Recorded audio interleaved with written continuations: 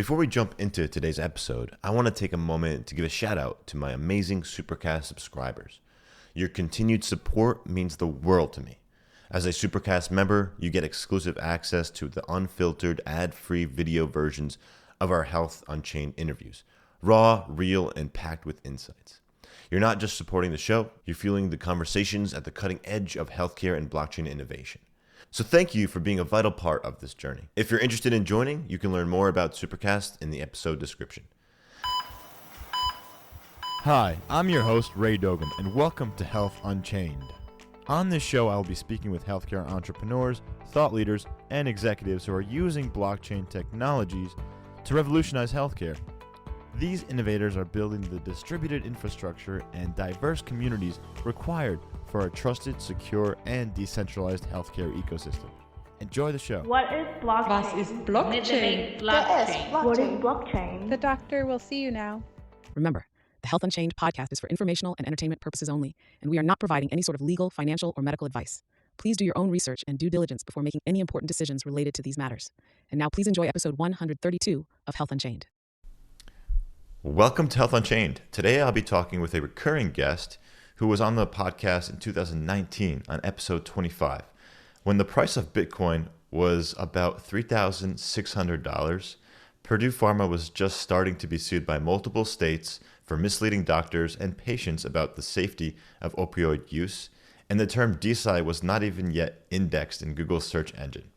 Today, the price of Bitcoin is over $90,000. Purdue Pharma and the Sackler family settled for a $7.4 billion settlement for deceptive marketing practices.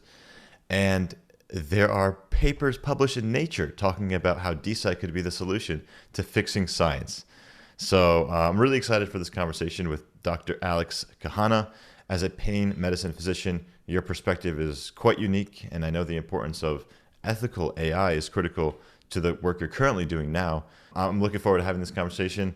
I'll let you sort of introduce yourself, and we'll get into some questions and topics. Yeah, thanks for having me. And you mentioned the price of Bitcoin. It just kind of reminds me, man, I've been so long in this. It was a couple of $100s when I got mine. So it's like I've been very it's been a while. And yeah, of course, being a pain physician, building multiple centers around the world, but kind of understanding the limitations of the centralized healthcare system, and have been always interested in technology integration in the clinical workflow and how that impacts the, I want to say, therapeutic dialogue. And, obviously got very much interested into decentralized technologies and self-owned data and the idea of behavior modification for non-communicable diseases as a term of, rewarding people and transforming them from health service users to health and wealth producers. It took me all around the world, and it's great to be back. Yeah, I appreciate that. So let's start off with asking, what is the most important problem you're currently working on? Maybe we could start there. I think that it's a good question because it has a lot of elements to it. But I would say the most important thing is the social engineering. The erosion of trust in our society has limited our ability to coordinate and cooperate.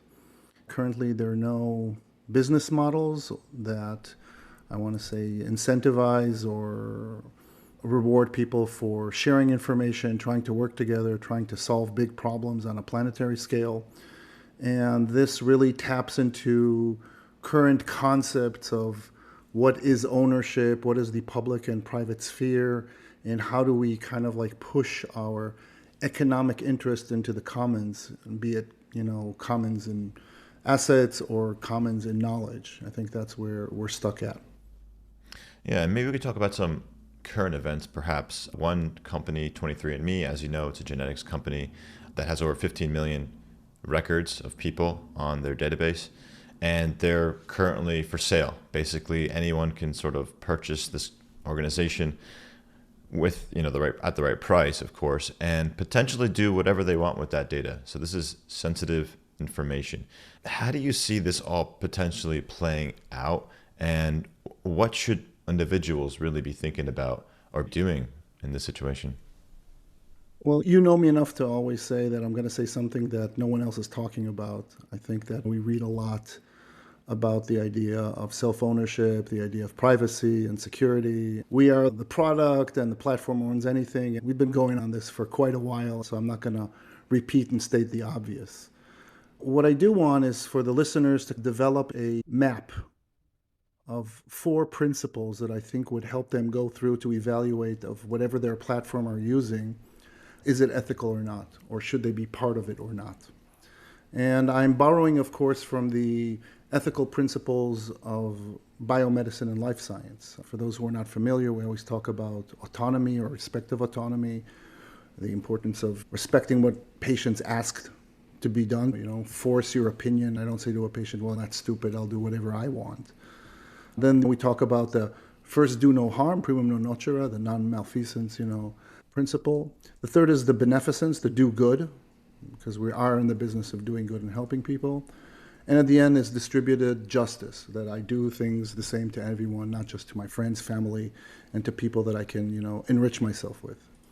And so if we take those and translate that into how would that look like in AI? Because right now AI regulation is just basically do's and don'ts, and then you have a whole bunch of lawyers that are loopholing it and saying, when they mean privacy, they don't actually mean that. When they mean sovereignty, it's not that kind of sovereignty. And then you guys start to talk to IP lawyers. And so I find that a very uninspiring way to understand what happened with 23andMe. The 4 principles that I would recommend people to look at when they use AI or when they use a platform that provides AI is 1 would be transparency. Is it transparent? Provenance of data. Do I understand the chain of thought? Do I understand how they're weighting? Do I understand what is the time test compute and what are the ways that they are retrieving information and so forth? So that's kind of like, I'm not saying that all AI needs to be open. I'm just saying that when it's not, it's less ethical. The next would be bias. Is there an insertion of bias within the algorithm itself? Like, is it just taking English language? So if so, then anybody who's non-speaking, which is the majority, by the way, of the body of knowledge in the world, is not part of what these transformers are basing their knowledge on. So there are biases for marginalized communities, for voices that are not happening in New York or in San Francisco. So we have to kind of understand what is the flavor of the, be it LLM or a large reasoning model or a large world model. It doesn't matter that you're lending your answers to say, okay, I believe that. The third is this idea of data minimization, not to accept the idea of data maximization. Now it scrubs everything, scrapes everything. That is fine. That is not fine. And you heard me many times say, I am my actions. And my actions are captured by data. So when someone uses it, loses it, or abuses it, they take a piece of me. It is rooted in dignity. And so this idea that everything, like now we're talking, it's going to be on some platform, and some platform is going to listen to it as it becomes smarter. And I clicked on some consent of I don't know what. I'm not seeing any tokens coming into my wallet. I'm not seeing any immediate benefit besides the idea that I might inspire a lot of people that will solve the problems of the world. So data maximization is the extreme non-ethical thing, and we have to talk about data minimization, and that brings in privacy and depth and all kinds of things to that. And the last one would be distributed justice, instead of distributed justice, distributed benefits. To the point of, okay, there's a huge economic activity happening in the data market. What am I getting? What am I seeing from it, both monetarily and non-monetarily? Yeah, and I could see that being applied not only to 23andMe, but also a lot of these companies right now that are sort of siloing our, not just health records, but all records, like social graphs and all these things. So it's really interesting to see how, even in the last 5-6 years, the conversation has started to shift a little bit. People are more curious, but it's still maybe not at this critical mass level yet. Would you agree, or do you think we're beyond the critical mass level? No, we're not. And I think there are 2 reasons I would like to, if you permit me to visit with you. One is about the concept of ownership, and the second one is about who we are as people, as human beings. In terms of ownership, I think people get stumped upon, and I see that because I build decentralized communities around the world and try to create social engineering where we want to collaborate and invest in the commons. People get stumped over the idea of ownership. So when I say I own something, I kind of imply, okay, it's mine and it's not yours. If you're going to touch it without my permission, I'm going to call the cops. And if you want access to it, you got to pay. Okay, that's a very exclusionary, extractive, exploitative model, and I think a very miserable way to live life. That is not how nature works. Now, on the other hand, if you look at indigenous cultures or, not so far away cultures that are not purely the invention of the last 400 years, I would say that if you look at ownership as owning your commitment, okay, I committed to come to you. So your expectation is that I will come in full, give my best shot, and I'll be dressed and I'll be coiffed and I'll be discussing at the highest level to give you value to what you're giving out there to the community. And in return, I expect that your questions will be thoughtful, not boilerplate, and this conversation will be genuine. I own my side of the deal and you own your side of the deal. That's what ownership means. And so then we can start kind of, instead of talking about transactions, we're actually talking about interactions. Then it starts to become interesting. Can we take these real world interactions of mentoring, teaching, wisdom, love, reverse gifting, and translate that into real world assets? So that's the real problem. And then the second about who we are, I'll say it very briefly, is that I think we're living now in times where we love things and use people. And we should love people and use things. It's as simple as that. I'm not going into very sophisticated existential philosophy here and all that. It's we cannot expect that AI will be good if we are not good with a capital G. And we cannot expect that DeSci will produce good if we are not good with a capital G. I'm with you there. This topic of who we are is super important. And what or who is AI as well? In a way, AI is sort of a mirror of ourselves. It's just basically a reproduction of our own thoughts, ideas, text, videos, and content. We like that because we're able to interface with this. We're able to interface with ourselves, but on a mass scale. Instead of just interfacing with our own minds, we can interface with the minds and content of everyone in the world, potentially, especially in a decentralized AI model, maybe open source, right? Let's talk about love. Can AI love? Question mark. Yeah. There are two parts to it. One ties to what exactly we were talking about before, who are we? And the second one is, what is a loving AI? What does that mean? I just came back from Mexico, from Guadalajara. They had their largest talent, whatever, 500,000 people going in. I was talking about thinking about AI as an extension of yourself. Like I'm wearing glasses now. So I lift them, I can't see you. I put them on, I can see you. That's AI. I can't think, I use AI, I think better. Now you're right, AI is derivative. We can have a whole conversation about whether it has consciousness or not, or will ever get to be conscious or not, or have feelings or whatnot. But what AI we know already has is what we call epistemic flattening, which is a fancy way of saying that the more you interact with it, the worse it gets.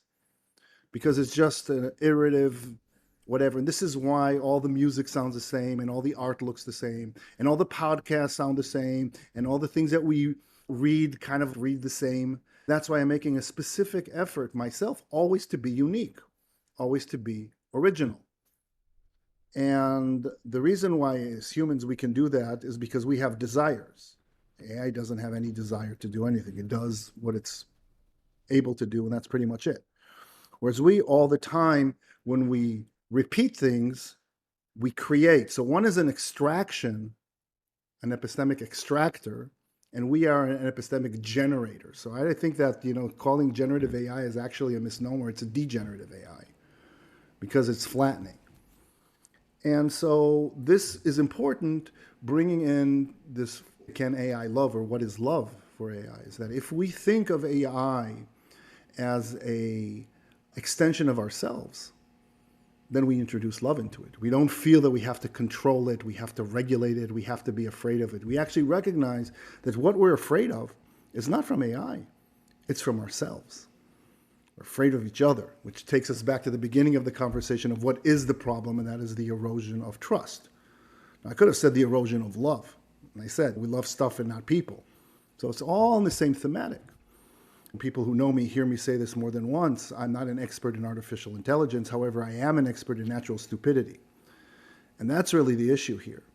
What keeps us human is really loving. You might remember this Valentine's Day, we birthed a loving language model that we built using philosophical and ethical techniques to make that engine more loving and to nudge us to be more loving, because it's not only that if the AI is going to be nice to us, is that the AIs will be nice to each other, and maybe that'll inspire us to be nice to each other. So that's what I hope will happen. And love is not just about being nice to each other. It's also about sometimes self-sacrifice, about the emotional feelings of empathy and understanding other people's natural situations. I think there's a lot to it. And, you know, when we think about the future and how things are kind of trending, the way we're going to be able to learn different topics or just understand things is going to be totally different as well. So like we'll all have personal tutors, essentially. Like kids these days are learning completely different than the way that I learned or you learned.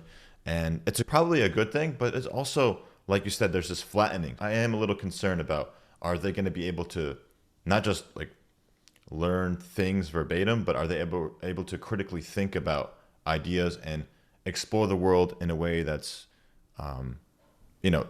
there could be new things that AI doesn't know yet. We want to give the next generation an opportunity to live that way and not just sort of become, I don't want to say slaves, but like sort of under the AI. Everything is under the AI influence. So let me respond to that, because you said two very interesting things. One is about let's complete this issue of love, but also let's talk about creativity.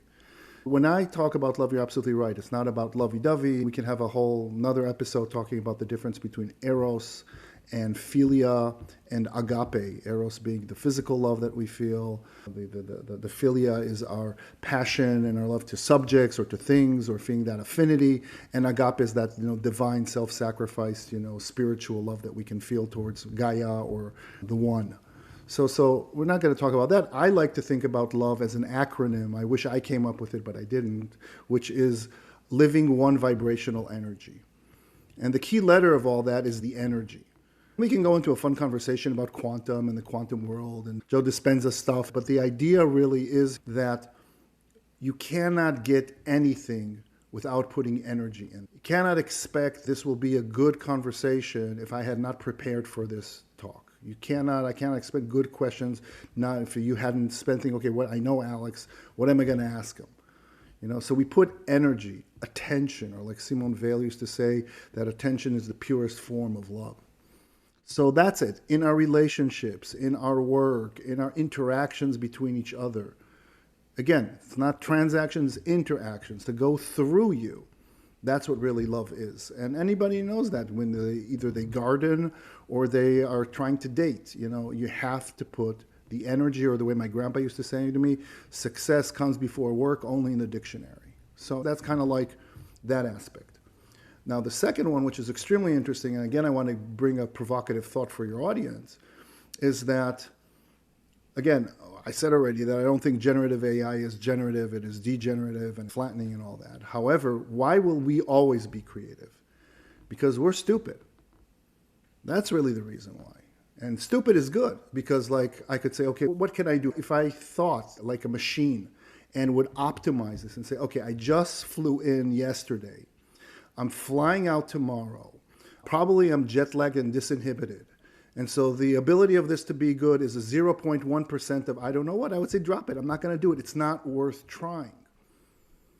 And this goes back to that desire that even though this is big, even though that, things are tough, we love to struggle with it because we really don't know everything. Because if we knew everything, if every day was Christmas, then it wouldn't be fun.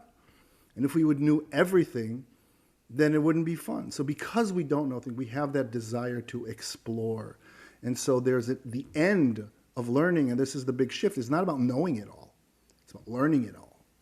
And that's the big difference between us and large transformers or large world models or whatnot. They might know all, but they don't learn all. And that's why we're always going to be a step ahead.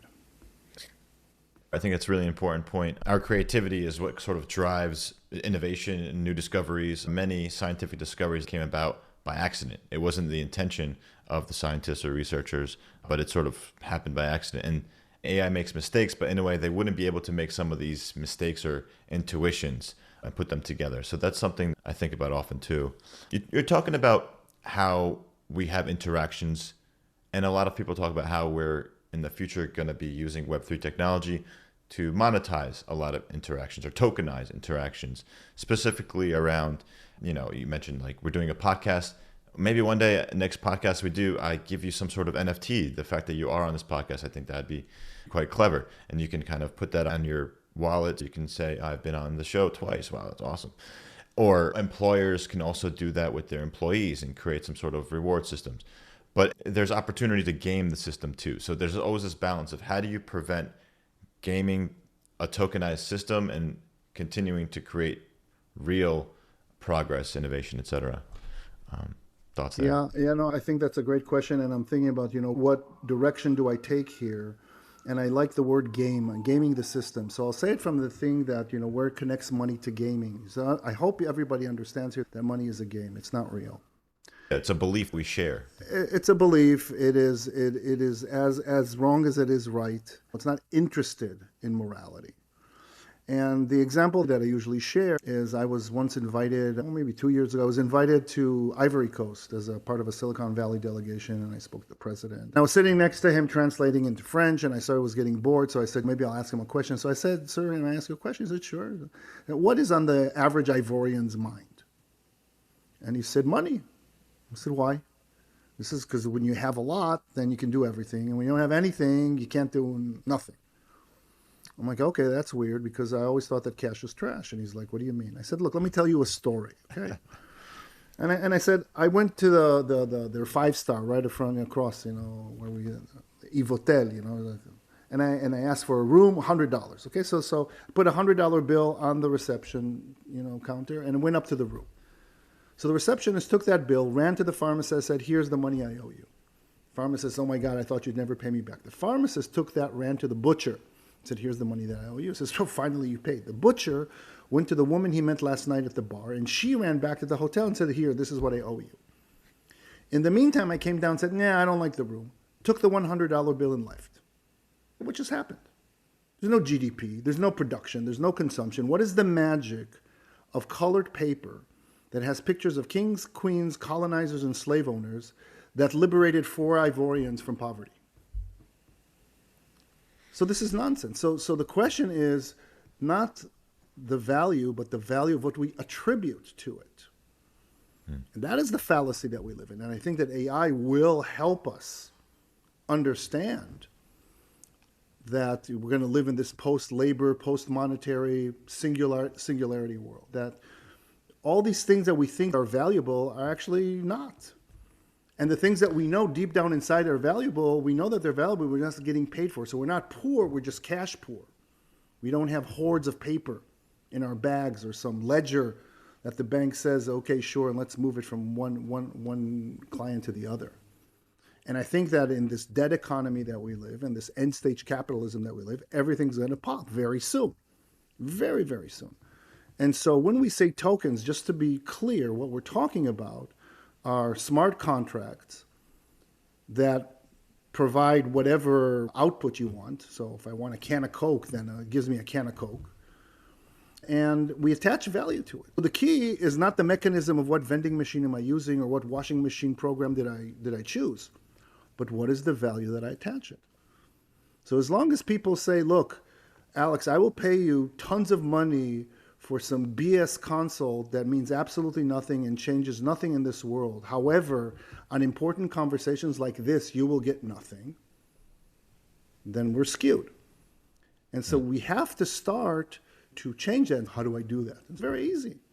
For example, on Satoshi Island, I'm there and Richard is there and Dennis is there. Okay, so Richard's an engineer, Dennis is a chef. Richard says, my knee hurts. I say, I'm a doctor, I'll help you. I say, hey, Richard, my computer is broken. I'll fix it. We're both hungry. Dennis, can you give us dinner? Great. Why would a colored piece of paper or a coin or a seashell be necessary in that interaction? The key is, how do we value that? It could be with whatever imaginary Alex coins on the app or whatever, or citizen NFTs or land NFTs that we have on Satoshi Island. So you see my point is not the reality, but the fact that we're acquiescing to that reality, thinking that there are no other alternatives out there. Very good points. And if you think about human history, the scale of human history, it's predominantly actually been that way. It hasn't been cash money. It's predominantly been like a barter system, or you exchange certain activities or interactions or values or items, objects, food, animals with each other to get what you want. And you form these relationships. And I think people appreciated authentic relationships way more back in the day.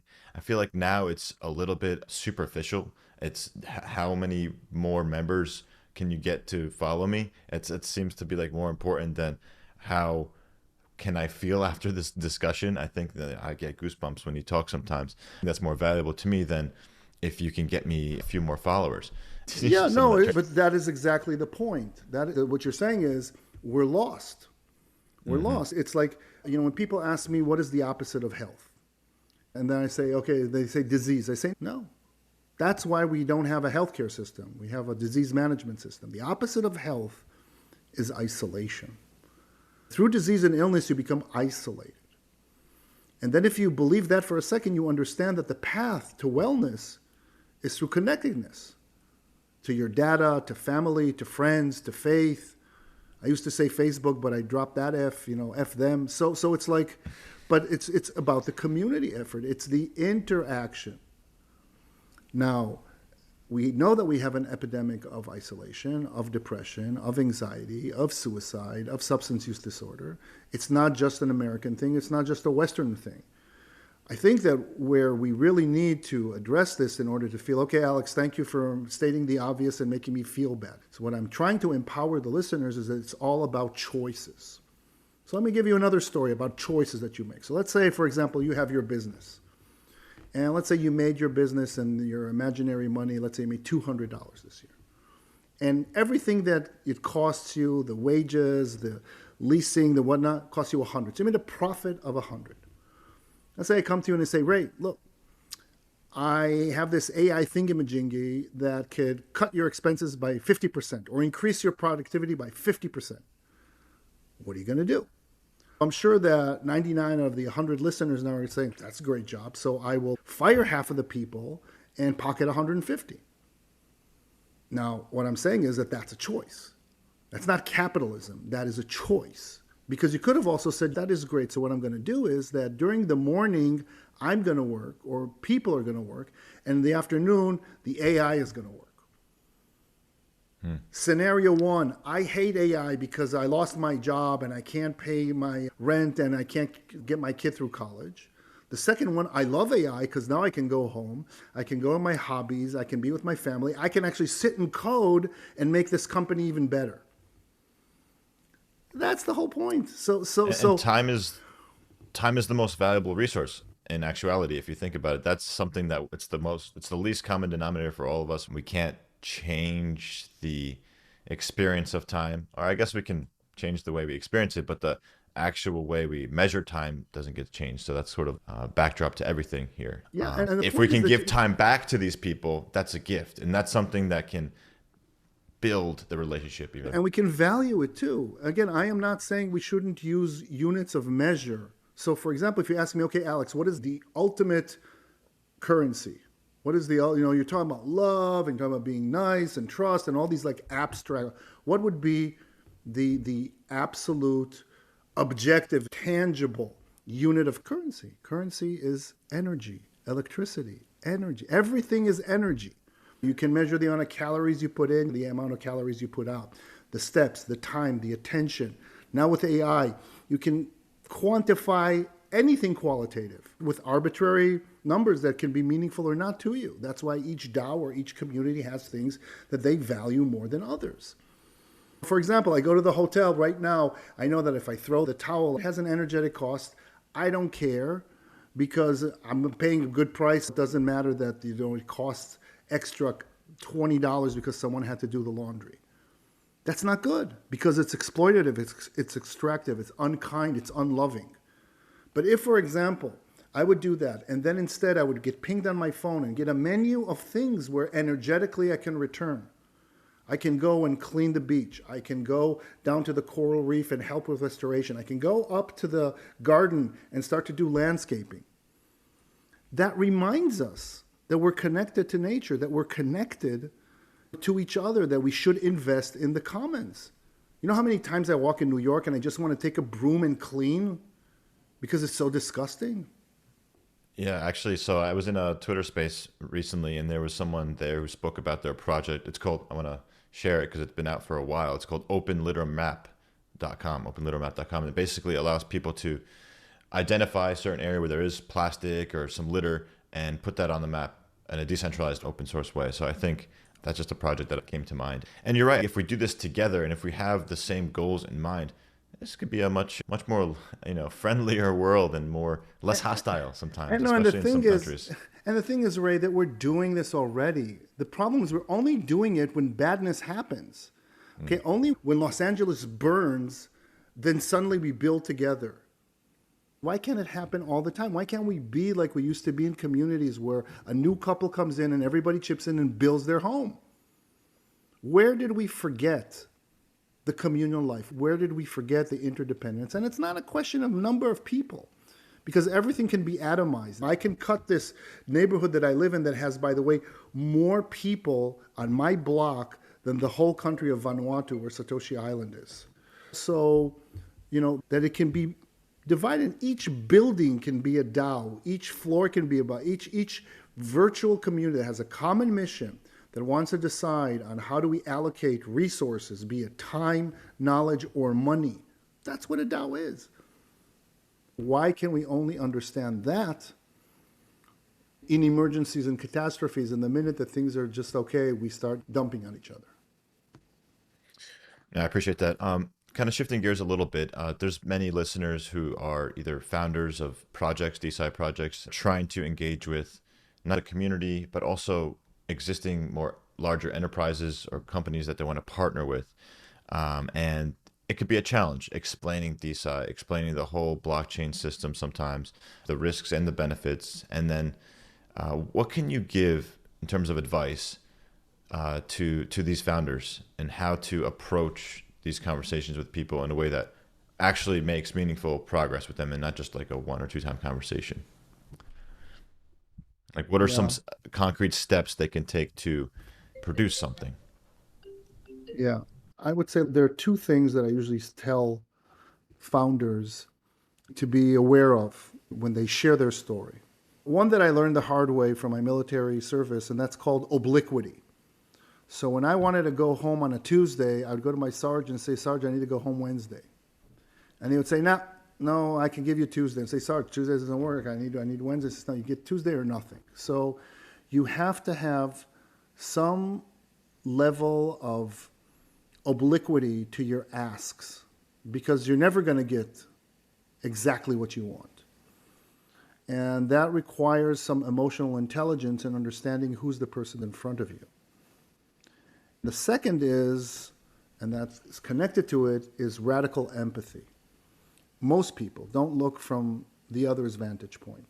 Yeah, of course, the Dalai looks, there are folks who are capable, but most people look at it from their internal lens.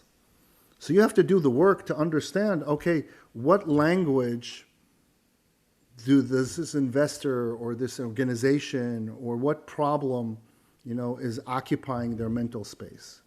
It's almost like you're not trying to sell anything. You're trying to tell your story and create that trust and that relationship. Now, this might not work in 9 out of 10. I'm sure that there are people like you listening now shaking their head. I said, look, I get a 200-second pitch. I get it. I also speak in Congress.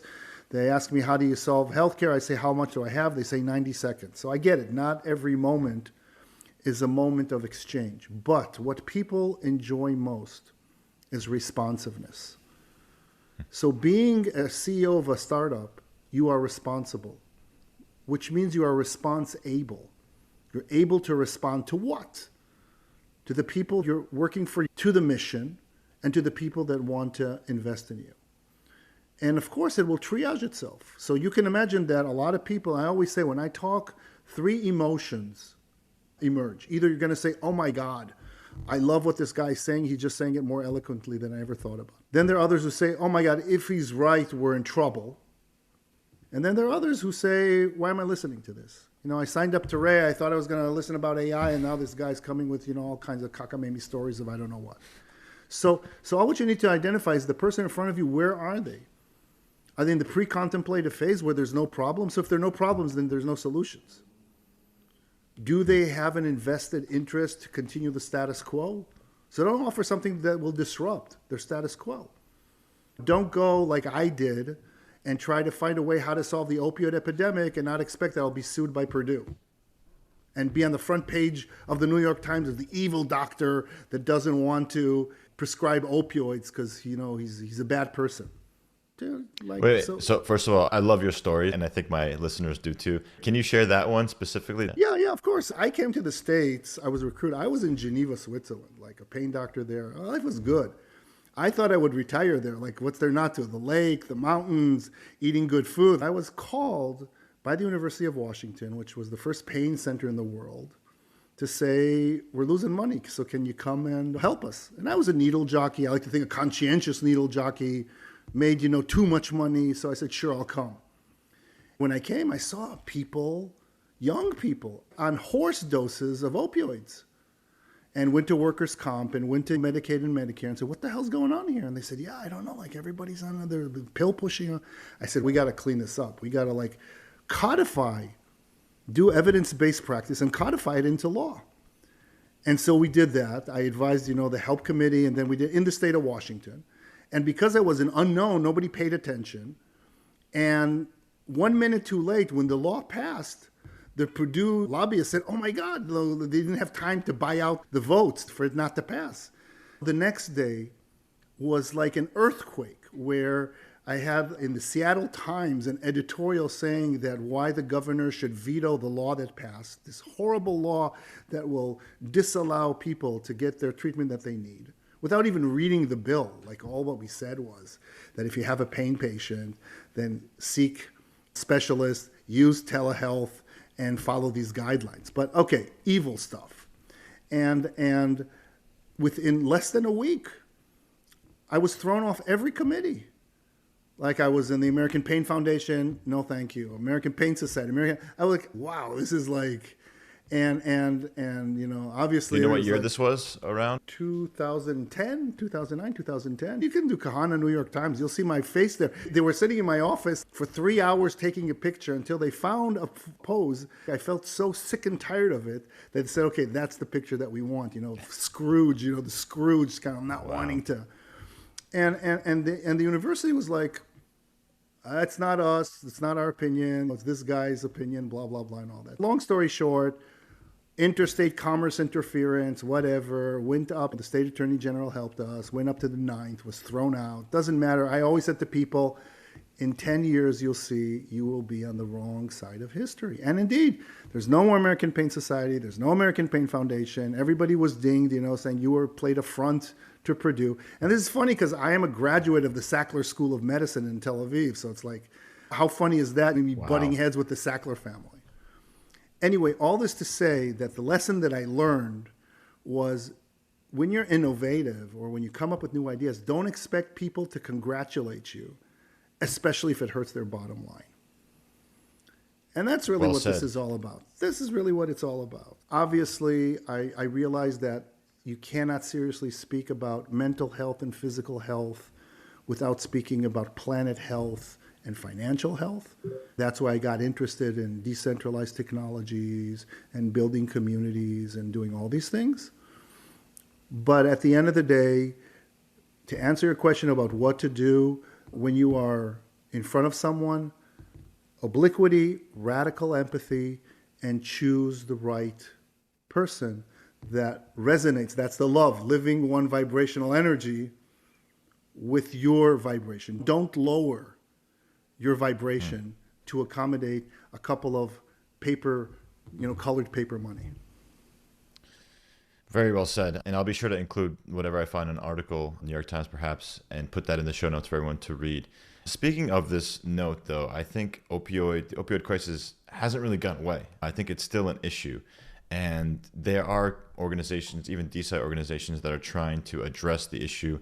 I know Ecor and Jim Nasser has been using his platform to do reporting on some of the opioid encounters and overdoses in a decentralized way, which is awesome. Are you seeing any other projects that are addressing this problem, or can you recommend ways that we can address the problem? And I think you mentioned it earlier, isolation is the problem, perhaps. And maybe the reason people are addicted to these substances is because they feel like they're isolated. They might be in pain as well, but the pain is sometimes subjective and the isolation only gets deeper sometimes. What are your thoughts there? So I'm going to say something very controversial. Perfect. I'll say it as a pain doctor. I think I had to count once to prove that I have enough experience, and I kind of got into the high 10,000s. I don't know if it was like 90-some thousand or close to 100, because, it's been like, almost 30 years of doing it, And the medicalization of human suffering has failed, okay? And the opioid crisis is the worst man-made epidemic that in history of mankind. Because it was not imposed by us by a virus or by some environmental injury. This is like man-made. And what I say that is controversial only when you hear it first, but then when you think about it, it has some wisdom behind it, is that not every pain is bad and not every pain relief is good. And so I am not talking about acute pain that is associated with some injury or disease where there is a functional or structural relationship with it. I'm talking about when the body has healed and the memory of pain is still there. It's like having a scratch on a vinyl and the only thing that you hear is the scratch. It's just the scratch, You can hear all the music and every couple of seconds you hear, and that's it. But some people just hear that. And so there are ways, many, many ways, and a lot of practitioners that have been doing this that pertain to lifestyle. They're the same ones that have to do with chronic illnesses. That is why I want to say neuroplastic, or if you wish, brain mechanisms of chronic illnesses are not very different than the ones you see in chronic pain. And so all this functional medicine, integrated medicine, biophysics, plant medicine, there's out there and people are doing it. The only problem, especially in the US healthcare system, is not that we don't know how to treat it, we don't know how to pay for it. Or we don't pay for it. That the business model, every time I would treat a patient and they would be better, I would see my CFO look at me and say, just 500 grand, just left the room. Because we have a system where we have a pill for every ill and a test for every pest. And so this, again, we're going back to tokens, to incentives. So I hope the listeners are kind of feeling there's a thread here. These are not random questions. It's all connected into choices. And so a lot of things of what I'm doing right now is systems design. And I do digital transformation in many countries. Hopefully I'll also do it here in the US. I'm actually flying out to Bhutan. And you know that Bhutan, they have their global happiness product. Instead of GDP, they look at non-economic indicators as progress in the economy and things of that sort. They want me to help them with love economy or love tokens and things of that sort. So there are ways to leverage technology. And I always say technology is just a tool. It's what we do with it that makes a difference. And again, if for us, what we value, the transactional aspects of everything we do in life instead of the interactional aspects of it, opioid is just a signal to something that is way deeper, of things that we value versus things that we don't. It's fascinating. Dr. Alex Cahana, I really appreciate your time. I have one final question probably, and we'll kind of wrap it up. Have you changed your mind on any beliefs you had perhaps 5-6 years ago when we first spoke? What were they? Great question, and I'll answer it. My answer is no, and I'll answer it with a story. Imagine that there are two twins in the womb, okay? I'm one of them, okay? And you're the second. We're in the womb of our mother. Okay, let's go. Okay?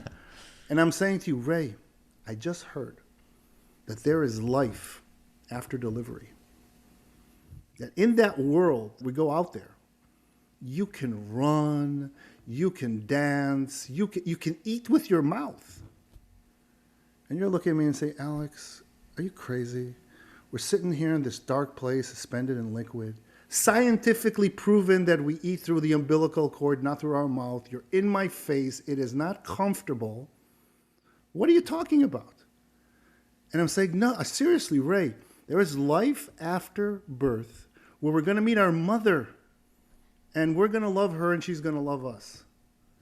And you're like, you're just stupid. Because if it was true, then where are all these people that live in that? Why aren't they visiting us? It's like you're just imagining things. They cannot ever, never, ever happen. And I say to you, Ray, please shut up. Because if you'll be quiet for a second, you will hear our mother singing. You will feel her hands moving us. I believe that there is a world after delivery.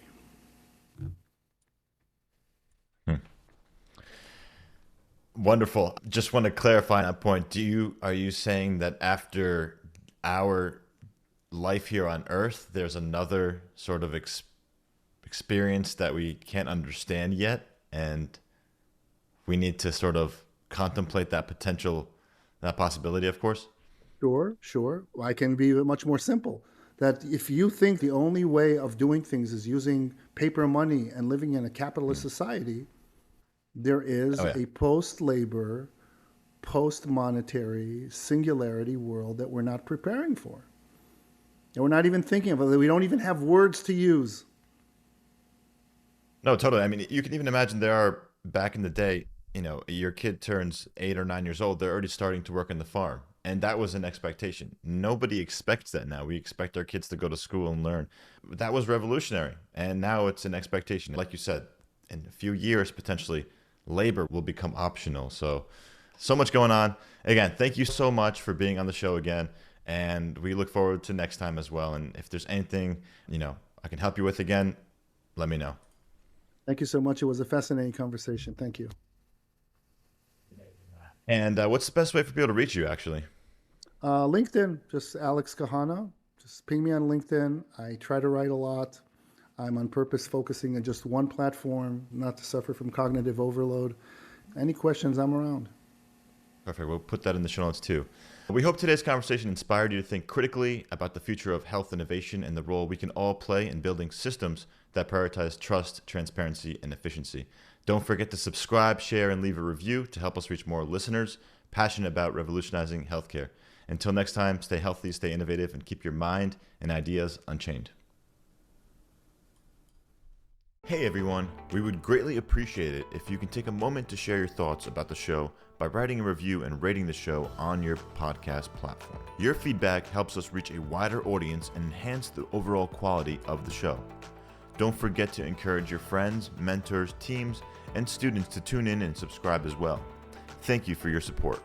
Check out healthunchained.org and subscribe to the show on Spotify, Apple Podcasts, and wherever else you enjoy podcasts. Join the premium Health Unchained Supercast community by going to healthunchained.supercast.com, which gets you access to ad-free episodes, and join the official Telegram community group for the latest updates.